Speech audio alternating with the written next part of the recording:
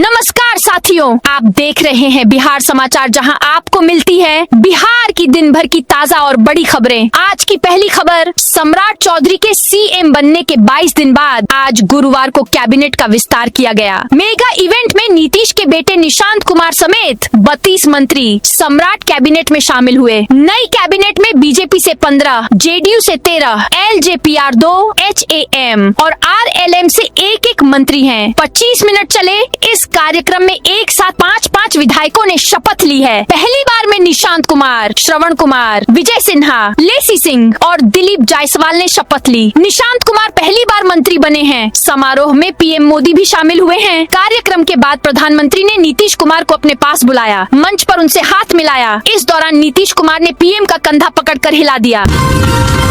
CM की कुर्सी पर बैठने लगे नीतीश, नेताओं ने रोका। गांधी मैदान में सम्राट सरकार के मंत्रियों की शपथ के दौरान नीतीश कुमार मुख्यमंत्री की कुर्सी पर बैठने के लिए बढ़ने लगे। विजय चौधरी और संजय झा नीतीश के साथ मौजूद थे। विजय चौधरी ने नीतीश कुमार को बताया कि उनकी सीट उधर है। इसके बाद नीतीश कुमार मुख्यमंत्री की कुर्सी छोड़ अपनी कुर्सी पर जाकर बैठे।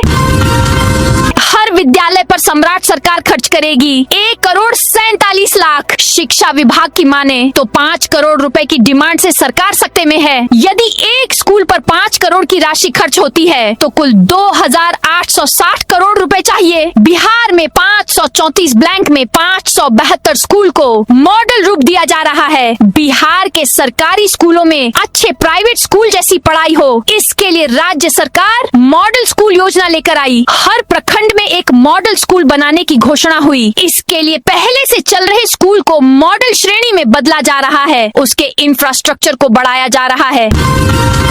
भागलपुर में अब 5:30 तक चलेगी नाव। भागलपुर में नवगछिया और बरारी घाट से दूसरी ओर जाने के लिए गुरुवार से शाम 5:30 तक नाव मिल सकेगी। जिला प्रशासन की ओर से पहले 5 बजे तक का ही समय तय किया गया था। प्रशासन ने यह भी निर्देश दिया है कि यदि किसी नाव के यात्रियों को निर्धारित समय के भीतर गंतव्य तक पहुंचाना संभव नहीं हो पाता है तो नाव को सुरक्षित किनारे लगाकर उसी दिन का परिचालन समाप्त करना अनिवार्य होगा। इसकी सूचना संबंधित अधिकारियों को देना भी जरूरी किया गया है।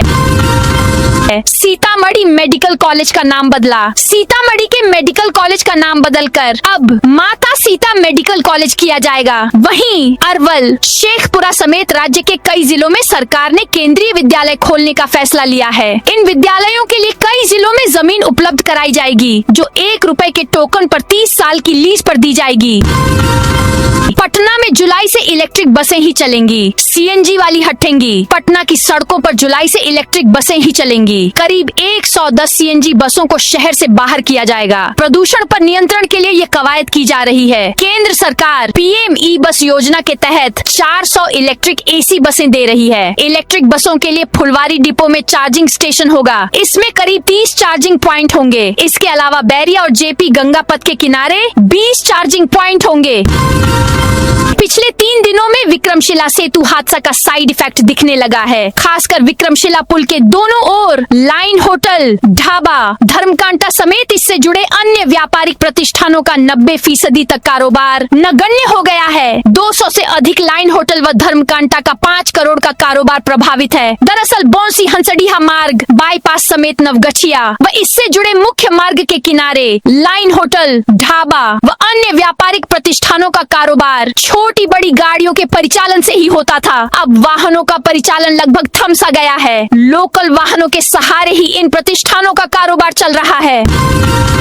सम्राट सरकार में मंत्री बने संजय सिंह न शादी न संपत्ति का मोह। भोजपुर जिले के अमराई नवादा गांव से निकलकर बिहार की राजनीति में अपनी अलग पहचान बनाने वाले आरा विधायक संजय सिंह टाइगर एक बार फिर मंत्री बन गए हैं। पटना के ऐतिहासिक गांधी मैदान में आयोजित शपथ ग्रहण समारोह में उन्होंने दूसरी बार मंत्री पद की शपथ ली। संजय सिंह टाइगर की पहचान सिर्फ एक नेता के रूप में नहीं है, उनकी उनकी जिंदगी सादगी, त्याग, ईमानदारी और समाज सेवा की ऐसी मिसाल है जिसकी चर्चा अब गांव से लेकर पूरे बिहार में हो रही है। राजगीर स्पोर्ट्स यूनिवर्सिटी में एडमिशन की डेट बढ़ी। बिहार खेल विश्वविद्यालय राजगीर ने शैक्षणिक सत्र 2026 से 27 के लिए एडमिशन डेट को आगे बढ़ा दिया है। अब इच्छुक अभ्यर्थी आगामी 15 मई 2026 तक ऑनलाइन आवेदन जमा कर सकते हैं। यह निर्णय उन छात्र छात्राओं के लिए राहत भरा है जो किसी कारणवश अब तक आवेदन नहीं कर पाए थे। बिहार कैबिनेट का फैसला, स्टेट हाईवे पर भी देना होगा टोल टैक्स। बिहार में अब राज्य उच्च पथों, महत्वपूर्ण पुलों और अन्य प्रमुख सड़कों पर सड़क उपयोगकर्ता शुल्क टोल टैक्स वसूला जाएगा। इसके लिए बिहार सड़क उपयोगकर्ता शुल्क नियम 2026 का गठन किया जा रहा है, जिसे अगले 1 महीने में स्वीकृति मिलने की संभावना है। नियम अधिसूचित होने के 3 महीने के अंदर एजेंसी का चयन कर उपयोगकर्ता शुल्क की वसूली शुरू कर दी जाएगी और यह राशि राज्य सरकार के खाते में जमा होगी।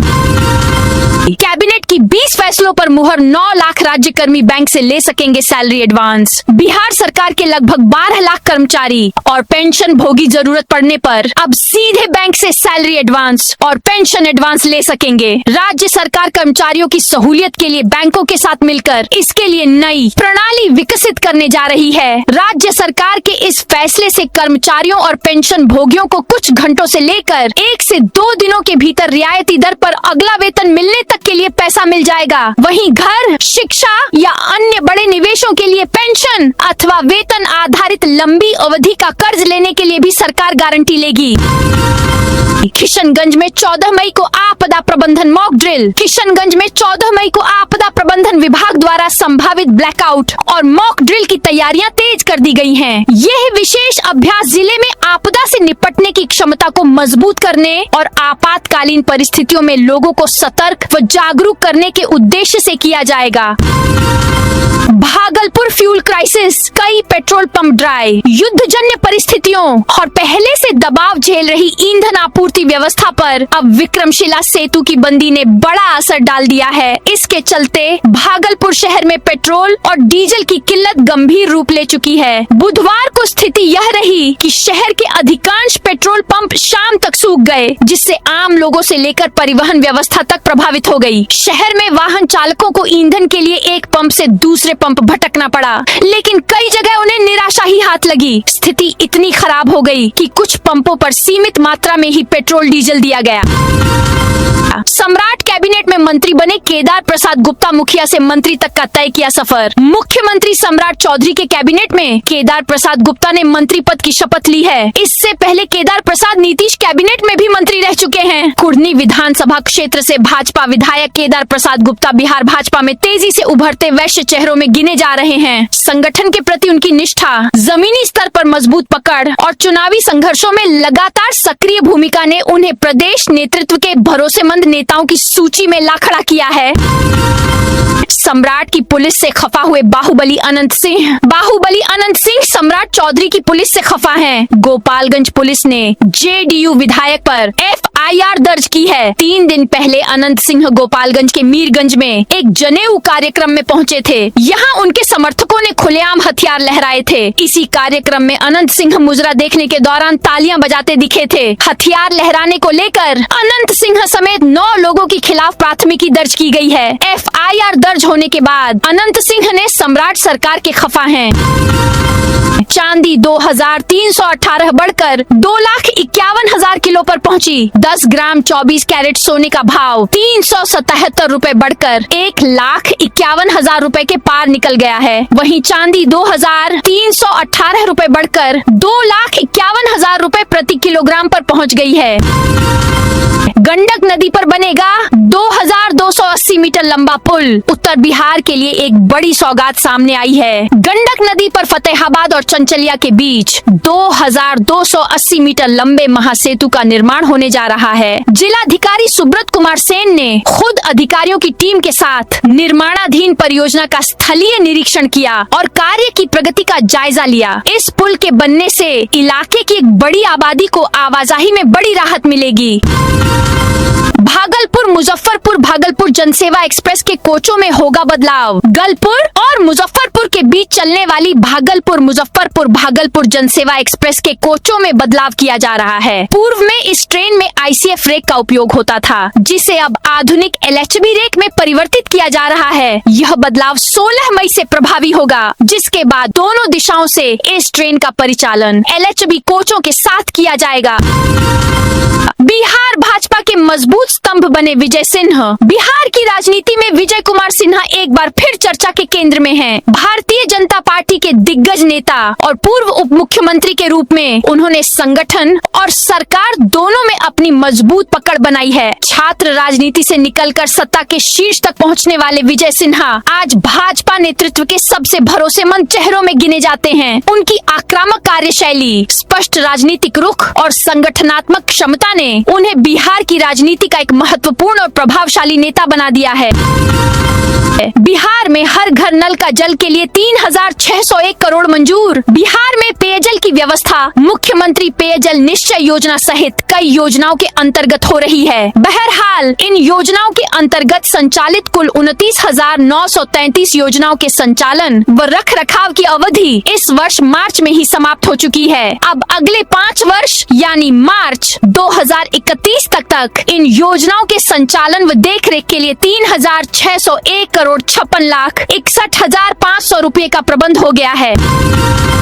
BNMU में UDC पोस्ट पर अपॉइंटमेंट रोकने का आदेश रद्द। पटना हाईकोर्ट ने BNMU के उच्च वर्गीय लिपिक पद पर नियुक्त कर्मचारियों को बड़ी राहत दी है। न्यायालय ने राज्य सरकार के उस आदेश को रद्द कर दिया है, जिसमें इन नियुक्तियों को दी गई स्वीकृति रोक दी गई थी। कोर्ट ने विश्वविद्यालय और राज्य सरकार को कर्मचारियों का बकाया वेतन 6% ब्याज के साथ वापस करने का भी निर्देश दिया है। झंझारपुर विधायक नीतीश मिश्रा ने ली मंत्री पद की शपथ। बिहार की राजनीति में सक्रिय भूमिका निभाने वाले मधुबनी के झंझारपुर से भारतीय जनता पार्टी के विधायक नीतीश मिश्रा ने गुरुवार को राजधानी पटना के गांधी मैदान में मंत्री पद की शपथ ली है। नीतीश मिश्रा साल 2005 से अब तक राज्य सरकार में कई महत्वपूर्ण मंत्रालयों की जिम्मेदारी संभाली है। उन्होंने 24 नवंबर 2005 से 13 अप्रैल 2008 तक गन्ना उद्योग मंत्री के रूप में कार्य किया। इसके बाद 13 अप्रैल 2008 से 26 नवंबर 2010 तक आपदा प्रबंधन मंत्री के पद पर रहते हुए राज्य में आपदा राहत एवं पुनर्वास कार्यों को गति दी। समस्तीपुर रेल मंडल को मिली 140 टन की DHBD क्रेन। समस्तीपुर रेलवे मंडल को 140 टन क्षमता वाली अत्याधुनिक गॉटवॉल्ट DHBD क्रेन मिला है। क्रेन का कमीशन कर परिचालन के लिए तैयार कर लिया गया है। ये कार्य जमालपुर की विशेषज्ञ टीम एवं समस्तीपुर के तकनीकी कर्मचारियों के संयुक्त प्रयास से पूरा किया गया। मधुबनी के खजौली के अरुण शंकर प्रसाद फिर बने मंत्री। मंत्रिमंडल विस्तार में अरुण शंकर प्रसाद को एक बार फिर मंत्री पद की जिम्मेदारी सौंपी गई। खजौली विधानसभा क्षेत्र से भाजपा विधायक अरुण शंकर प्रसाद ने मंत्री पद की शपथ ली, जिसके बाद उनके समर्थकों और भाजपा कार्यकर्ताओं में उत्साह का माहौल देखा गया। राजनीतिक हलकों में उन्हें भाजपा के अनुभवी और संगठनात्मक रूप से मजबूत नेताओं में गिना जाता है। लंबे राजनीतिक अनुभव और पार्टी में सक्रिय भूमिका के कारण उन्हें सरकार का महत्वपूर्ण चेहरा माना जा रहा है। पटना में लैंडिंग से पहले इंडिगो फ्लाइट टर्बुलेंस में फंसी। पटना आने वाली इंडिगो की फ्लाइट गुरुवार को लैंडिंग से पहले अचानक खराब मौसम और तेज टर्बुलेंस की चपेट में आ गई। लैंडिंग से ठीक पहले विमान में अचानक तेज झटके लगने लगे, जिससे यात्रियों के बीच अफरा तफरी मच गई। कई यात्री डर गए और फ्लाइट के अंदर चीख पुकार की स्थिति बन गई। यात्रियों को ऐसा लग रहा था जैसे कोई बड़ा हादसा हो सकता है।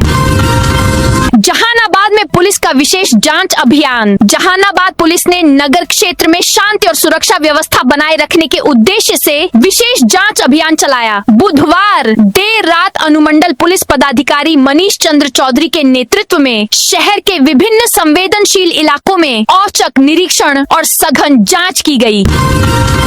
मुजफ्फरपुर के 2 पुलिसकर्मियों का विवाद पटना पहुंचा। बिहार पुलिस की स्पेशल ब्रांच में तैनात मुजफ्फरपुर के इंस्पेक्टर और सब इंस्पेक्टर के बीच चल रहा विवाद का पुलिस मुख्यालय ने संज्ञान लिया है। मुख्यालय ने दोनों पक्षों को 7 मई 2026 को पटना तलब किया है। ये कार्रवाई लगभग 2 वर्षों के इंतजार के बाद की गई है। ईंट भट्ठा संचालक के आवेदन पर पुनर्विचार पुनर्विचार का निर्देश। पटना हाईकोर्ट ने हथियार लाइसेंस से जुड़े एक मामले में हस्तक्षेप करते हुए प्रमंडलीय आयुक्त पटना द्वारा पारित खारिज आदेश को रद्द कर दिया है। अदालत ने जिला शस्त्र पदाधिकारी पटना को निर्देश दिया कि याचिकाकर्ता सत्येंद्र प्रसाद के आवेदन पर पुनर्विचार कर शीघ्र निर्णय लिया जाए। यह आदेश न्यायाधीश अजीत कुमार की एकल पीठ ने सभी पक्षों को सुनने के बाद पारित किया। कागजों पर चल रहे बिहार के निजी ITI, समस्तीपुर में बंद मिले संस्थान। राज्य के सभी निजी औद्योगिक प्रशिक्षण संस्थानों ITI की जांच होगी। अधिकांश संस्थान बिना मानक पूरा किए संचालित किए जा रहे हैं। इसे गंभीरता से लेते हुए युवा, रोजगार एवं कौशल विकास विभाग ने सभी जिलों में जांच टीम भेजने का फैसला किया है। किसानों को आसानी से मिलेगा यूरिया खाद। जिला पदाधिकारी तरनजोत सिंह की अध्यक्षता में समाहरणालय सभागार में जिला उर्वरक निगरानी समिति की एक महत्वपूर्ण बैठक आयोजित की गई। इस बैठक का मुख्य उद्देश्य किसानों को यूरिया खाद की किल्लत से बचाना और सुचारू वितरण सुनिश्चित करना था। बैठक में चनपटिया विधायक अभिषेक रंजन, विधान पार्षद भीष्म सहनी, उप विकास आयुक्त काजले वैभव नितिन, जिला कृषि पदाधिकारी सरफराज असगर सहित संबंधित विभागों के अधिकारी और उर्वरक के थोक विक्रेता उपस्थित रहे। गवर्नमेंट स्कूल में मिड डे मील से 250 बच्चे बीमार। सहरसा के महिषी प्रखंड स्थित राजकीय मध्य विद्यालय बलुआहा में गुरुवार को मिड डे मील खाने के बाद 250 से अधिक बच्चे बीमार पड़ गए। बच्चों को पेट दर्द, उल्टी, चक्कर और बेचैनी की शिकायत हुई, जिसके बाद स्कूल परिसर में हड़कंप मच गया। पूर्णिया में मोबाइल स्नैचिंग गैंग का खुलासा। पूर्णिया में फणीश्वर नाथ रेणु टीओपी ने मोबाइल स्नैचिंग गैंग के बड़े गिरोह का पर्दाफाश किया है। कई थाने की पुलिस को पिछले 2 साल से स्नैचिंग के मास्टरमाइंड गैंग की तलाश थी। 5 शातिर बदमाशों को गिरफ्तार किया है। टीओपी प्रभारी राजनंदनी ने बताया कि एसपी स्वीटी सहरावत के निर्देश पर एक स्पेशल टीम का गठन किया गया था। गठित छापेमारी टीम ने योजनाबद्ध तरीके से कार्रवाई करते हुए ठिकानों पर दबिश दी। मौके से पुलिस ने 25 मोबाइल फोन, 2 टैबलेट और 85 खुले यानी पार्ट्स किए गए मोबाइल बरामद किए। भटौनी में निर्माणाधीन पंचायत सरकार भवन की जांच। सिमरी बख्तियारपुर के भटौनी में निर्माणाधीन पंचायत सरकार भवन में धांधली की शिकायतों पर जिलाधिकारी के निर्देश पर गठित टीम ने जांच की। जांच के दौरान भवन की गुणवत्ता खराब पाई गई और तकनीकी टीम ने जांच के लिए निर्माण सामग्री के सैंपल जमा किए। सड़कों पर दबाव कम करने के लिए one way system SDM। Mohania अनुमंडल में बढ़ते ट्रैफिक दबाव और भीषण जाम की समस्या से निपटने के लिए प्रशासन ने कमर कस ली है। मोहनिया की SDM रत्ना प्रियदर्शनी ने इस गंभीर मुद्दे पर संज्ञान लेते हुए विभिन्न विभागों के अधिकारियों के साथ एक उच्च स्तरीय समीक्षा बैठक की। इस बैठक में पुलिस अधिकारी, नगर पंचायत के कार्यपालक पदाधिकारी EO और अंचल अधिकारी मुख्य रूप से शामिल रहे। किशनगंज में 89 दिव्यांगों को बैटरी ट्राईसाइकिल मिलेगी। किशनगंज जिले में मुख्यमंत्री दिव्यांगजन सशक्तिकरण छत्र योजना सामर्थ्य/संबल योजना के तहत जिले भर के कुल 89 पात्र दिव्यांगजनों को बैटरी चालित ट्राईसाइकिलें मिलेंगी। यह निर्णय जिला पदाधिकारी विशाल राज की अध्यक्षता में बुधवार को समाहरणालय में आयोजित स्क्रीनिंग कमेटी की बैठक के दौरान लिया गया है। बांका में 2 परीक्षार्थी नकल करते पकड़े गए। बांका के रजौन प्रखंड स्थित DN सिंह भूसिया कॉलेज में स्नातक सेमेस्टर 3 की हिंदी विषय की परीक्षा के दौरान बुधवार को नकल करते हुए 2 परीक्षार्थियों को पकड़ा गया। कड़ी निगरानी के बीच पकड़े गए एक छात्र और एक छात्रा को तत्काल प्रभाव से परीक्षा से निष्कासित कर दिया गया। इस घटना के बाद परीक्षा हॉल में कुछ देर के लिए अफरा तफरी का माहौल बन गया। केंद्र पर लगातार जांच और निगरानी की व्यवस्था की गई थी, जिसके तहत तैनात पदाधिकारियों ने निरीक्षण के दौरान दोनों परीक्षार्थियों को रंगे हाथ पकड़ा। विधानसभा अध्यक्ष बोले, पटना में शपथ ग्रहण ऐतिहासिक होगा। गयाजी में भारतीय जनता पार्टी पूर्वी के कार्यकर्ताओं की एक महत्वपूर्ण बैठक आज जिला अतिथि गृह में आयोजित की गई। इस बैठक में पटना के गांधी मैदान में होने वाले शपथ ग्रहण समारोह की तैयारियों पर चर्चा हुई। बैठक की अध्यक्षता जिला अध्यक्ष विजय कुमार मांझी ने की, जबकि महामंत्री पप्पू चंद्रवंशी ने मंच संचालन किया। बिहार विधानसभा के अध्यक्ष डॉक्टर प्रेम कुमार मुख्य अतिथि के रूप में उपस्थित रहे। बैठक का उद्देश्य उद्देश्य संगठन को मजबूत करना, कार्यकर्ताओं की सक्रिय भागीदारी सुनिश्चित करना और कार्यक्रम को सफल बनाने के लिए रणनीति तैयार करना था। मोतिहारी में हाई लेवल मीटिंग, अतिक्रमण हटाने का निर्णय। मोतिहारी नगर निगम सभागार में शहर की कानून व्यवस्था, प्रशासनिक समन्वय और विकास कार्यों को लेकर एक उच्च स्तरीय बैठक आयोजित की गई। इसमें पुलिस अधीक्षक स्वर्ण प्रभात, जिलाधिकारी सौरभ जोरवाल, नगर आयुक्त, डीएसपी, सीओ सहित विभिन्न वार्डों के पार्षद उपस्थित रहे। बैठक का मुख्य उद्देश्य शहर को स्वच्छ, सुंदर और व्यवस्थित बनाना था। भारतीय आम का क्रेज 33% महंगा, फिर भी एडवांस बुकिंग। अमेरिका में भारतीय आमों के प्रति दीवानगी देखी जा रही है। लोग आमों की खेप वाली फ्लाइट्स को ट्रैक कर रहे हैं। अप्रैल में पहली खेप आने से पहले ही सारे प्री ऑर्डर बिक गए। लोग 10 से 12 आमों के एक बॉक्स के लिए 5,600 रूपए तक खर्च करने को तैयार हैं। यही बॉक्स पिछले साल करीब 3,700 से 4,200 रूपए में मिल जा रहे थे। 33% तक आम महंगे हुए हैं। इसकी बड़ी वजह ईरान युद्ध के बाद तेल के दाम बढ़ना, शिपमेंट महंगा होना है। भागलपुर में भूख हड़ताल पर सफाई कर्मी। भागलपुर में नगर निगम परिसर में स्थायी सफाई कर्मियों और सेवानिवृत्त कर्मचारियों की भूख हड़ताल चल रही है। ये आज तीसरे दिन भी जारी रही। कर्मचारी 7वें वेतनमान का लाभ लागू करने और पिछले 2 साल में कटी राशि के भुगतान की मांग को लेकर आंदोलन पर अड़े हैं। आंदोलन के कारण निगम परिसर में दिन भर घमाघमी और तनाव का माहौल बना रहा। नगर सफाई कर्मचारी संघ के अध्यक्ष लड्डू हरि ने कहा कि कर्मचारियों की मांगों को लेकर कई बार निगम प्रशासन को आवेदन और ज्ञापन सौंपा गया, लेकिन अब तक कोई ठोस पहल नहीं की गई।